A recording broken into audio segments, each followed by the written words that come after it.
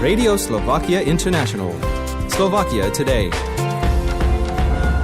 The beginning of the new year in the cinema world is connected to awards. As the Golden Globes are being handed out, and with Oscar nominations awaiting us, it is the best time to talk about a Slovak cinematographic project which is striving for similar recognition. Well, what happened was that the Academy of Motion Picture Arts and Sciences qualified the film for the Academy Award, which basically means that we got into the group of approximately 80 films, which is sometimes called like a long list. Okay, so we are not all the way there yet, but also Leonardo DiCaprio didn't get an Oscar for his first movie. I have a guest who dared to write an email directly to Leonardo DiCaprio. All right, so my name is Dominik Bari. I'm a student. I'm currently studying at the National Film and Television School in Beaconsfield, close to London. I filmed a short documentary in the coldest inhabited place on Earth, in the village of Oymyakon. A couple months after, I was in touch with his foundation, Leonardo DiCaprio Foundation, and they share like an extract from our film on their social media, and it immediately grabbed international attention, so it was very helpful for this project. The sun is slowly rising over the Siberian taiga.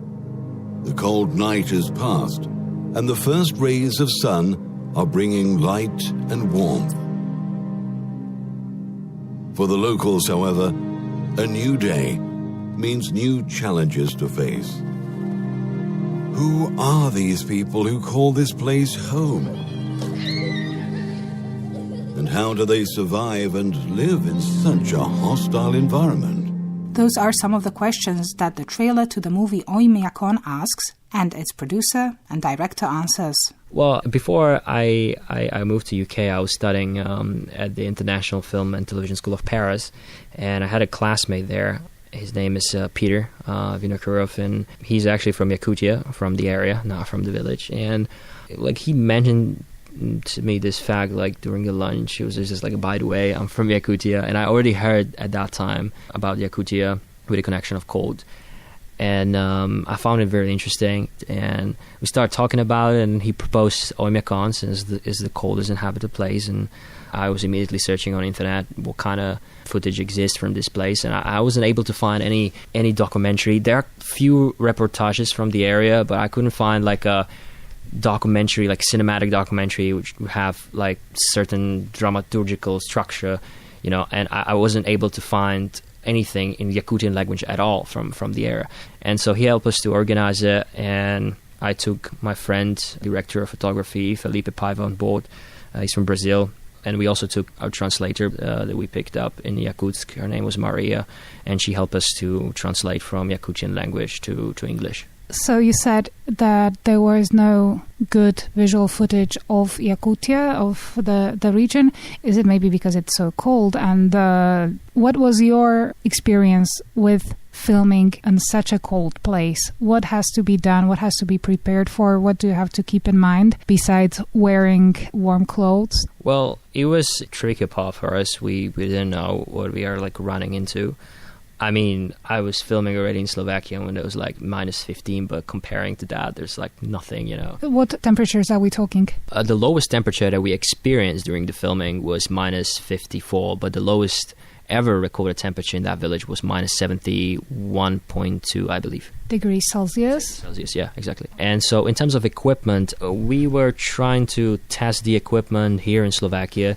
We have the cryo rooms here in Poprad. I know that they can make like minus 61 degrees Celsius in there.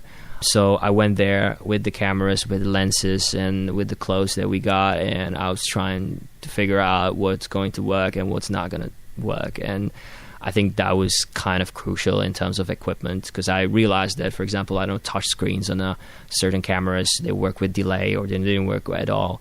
We lose the capacity of the batteries really fast, and also cables, when they got frozen, they were impossible to transport them.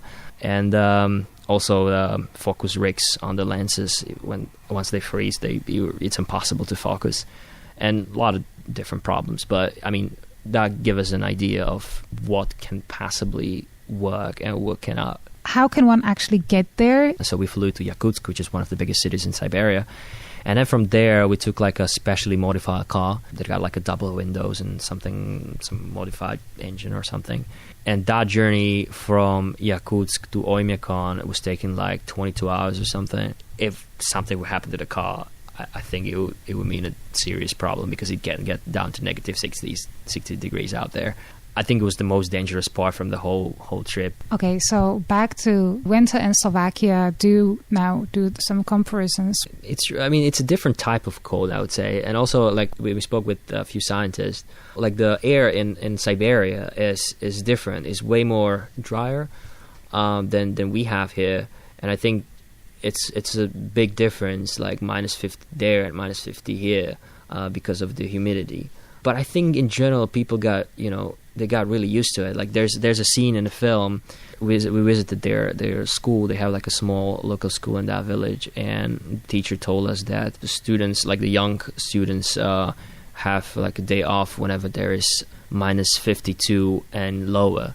And on that day was minus 51, and so we were specifically filming those kids, and it was insane. Like they had to wake up and get to the school in the temperatures which are like far lower than temperatures which were found on the top of the Mount Everest. I think it's crazy. And also whenever there's minus 56 and less, the school is closed. So I've heard that children are actually outside and they're playing football. One more documentary related question, and that's a more general question for the whole genre of doing documentary movies in places that are not that well known, not that inhabited.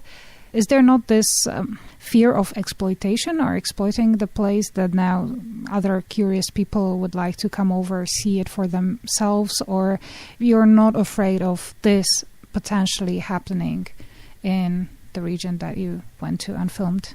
Well, I think the people there, they welcome us really nicely. Because one of the main problems with the village is the fact that young people have a tendency to leave and old people have a tendency to stay there.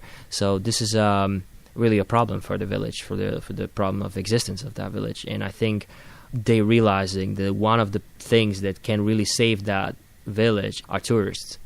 So I felt like they were kind of like doing our filming, hoping that this film can possibly bring more attention on their village and can possibly bring tourists and start some kind of a tourism there.